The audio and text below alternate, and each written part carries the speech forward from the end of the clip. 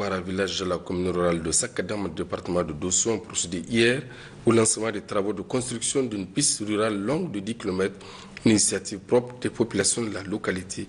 Le point avec Ali Hachimou et Haris Karba. C'est dans le village de Banakwara, plus connu par le nom de Damouakwara, que les populations ont volontairement décidé de construire une piste rurale reliant le village de Banakwara à celui de Barokwara. Une piste longue de 10 km afin de désenclaver ce village.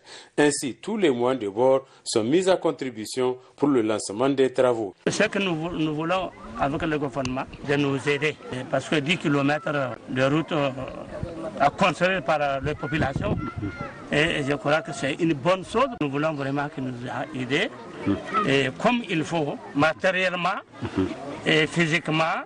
En procédant au lancement des travaux de construction de cette route latéritique, le représentant du chef du village de Damouakwara, Kindo Sayou, a vivement félicité les populations des villages environnants qui ont apporté de précieuses contributions pour le lancement des travaux. Ils ont, par la même occasion, lancé un vibrant appel aux plus hautes autorités du pays de soutenir vivement ces actions qui concourent au développement à la base. Sur les chantiers, les populations font usage des charrettes, coupe-coupe, pelle, râteau ou tout autre matériel à portée de main, juste pour montrer combien la tâche sera ardue.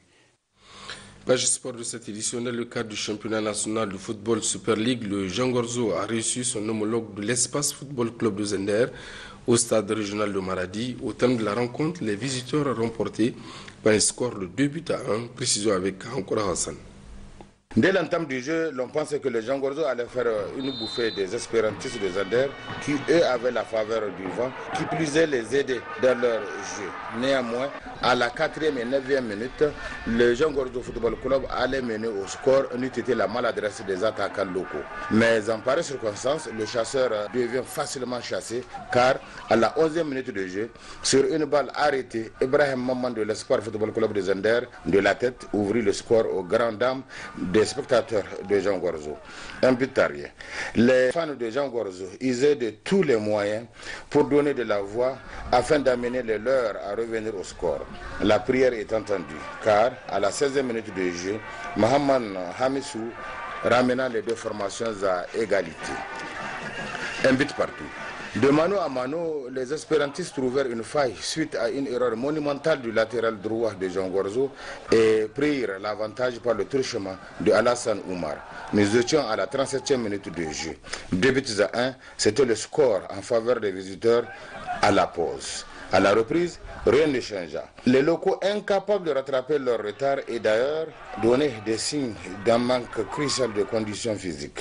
À la 90e minute de jeu, Oumar Idi de Tawa, assisté de Mustafa Eliassou et de Ada Tounou, tous venus de Niamey, le 4e arbitre Mohamedou Nafiou, sous la direction de Mme Moussa, commissaire au match, siffle à la fin du temps réglementaire. Ainsi, l'Espoir Football Club de Zender bat le Jean Gorzo Football Club de Maradi par 2-1. Sani Saledi Tigana, coach de Jean Gorzo, fait l'analyse suivante. Il n'y a pas de coordination. Au moment où on a fait la 9e journée, et les dirigeants ont fait en sorte qu'on arrête les entraînements. Pourtant, les autres équipes sont en train de s'entraîner. On a fait partir nos joueurs en vacances et pour 3 semaines. Maintenant, pour reprendre, on a beaucoup de difficultés parce qu'il faut reprendre à 0. Nous, on n'a pas voulu cela. Bon, comme ce n'est pas nous qui commandons, ce sont les encadreurs qui commandent. Donc voilà ce qu'ils ont dit de faire et on l'a fait. Et voilà les risques qu'on est en train de semer. Quant à Pascal Baka de Zander, devise. Il n'y a pas de secret. On a joué du bon football, c'est tout. Et puis vraiment, ça n'a pas été facile parce que vraiment, Jean Gorzo a une équipe très bien placée. Heureusement, on a un peu tenu la tête parce qu'on marque, ils reviennent. C'était vraiment un peu difficile. Heureusement pour nous que dans les minutes qui suivent, on a pu scorer. Et la deuxième mi-temps, maintenant, il faut gérer pour essayer de bien fermer les issues. Ce qu'il faut retenir à l'issue de ce match, c'est que le Jean Gorzo Football Club de Maradi manque de préparation physique et un plan de jeu idoine en pareille circonstance. Les éliminatoires régionales en prélude au championnat scolaire de mars 2021 qui s'est déroulera à Dosso ont été lancés ce matin par le secrétaire général du gouvernorat Soumana Karimoun au stade régional de Maradi. Précision avec Ankora Hassan. Dans son allocution à l'occasion du lancement de ces éliminatoires, le secrétaire général du gouvernorat de Maradi, Soumana Karimoun, a précisé que la pratique des activités physiques et sportives participe entièrement et pleinement à l'enseignement et à l'éducation dans les établissements scolaires, et cela corse le système éducatif nigérien. Un esprit sain dans un corps sain est l'apanage et à l'actif du sportif, a ajouté Soumana Karimoun, secrétaire général du gouvernorat de Maradi. Les éliminatoires régionaux du sport scolaire offrent aux sportifs scolaires des opportunités suivantes. Des atouts spécifiques aux jeunes et aux adolescents des deux sexes. Des animations socio-éducatives de proximité d'une part, récréatives et de loisirs d'autre part. Cependant, compte tenu du contexte actuel du Covid, tous les acteurs ici présents sont interpellés à respecter les consignes de prévention. Ce grand rendez-vous de donner et de recevoir, c'est-à-dire le championnat scolaire prévu à Dosso, doit être considéré comme un cadre d'échange entre les scolaires où doivent s'exécuter des activités de promotion de la jeunesse privilégiant l'approche jeune pour jeune, jeune par jeune et jeunes avec jeunes. Enfin, Soumana Karimoun, secrétaire général du gouvernorat de Maradi, a demandé aux encadreurs de faire un choix judicieux reposant sur la valeur intrinsèque des athlètes. Mais auparavant, le premier vice-président de la délégation spéciale de la ville de Maradi, Abdou Aya Mohamed, s'est réjoui du choix des organisateurs du fait que sa ville soit hôte de ces éliminatoires régionales des sports scolaires où tout se tient et tout se tienne en parfaite symbiose.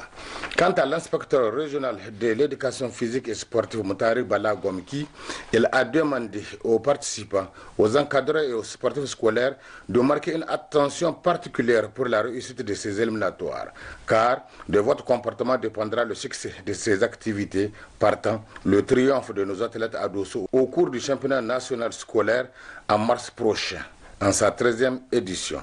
En prélude au championnat national du sport scolaire, la direction des enseignements secondaires a mis en valeur toutes les prérogatives pour répondre aux soucis du ministère des enseignements secondaires. Ainsi, l'inspection régionale de l'éducation physique et sportive, IREPS, à travers leurs attributions dans lesquelles s'exercent des activités de promotion des sportifs scolaires, s'active pour marquer la participation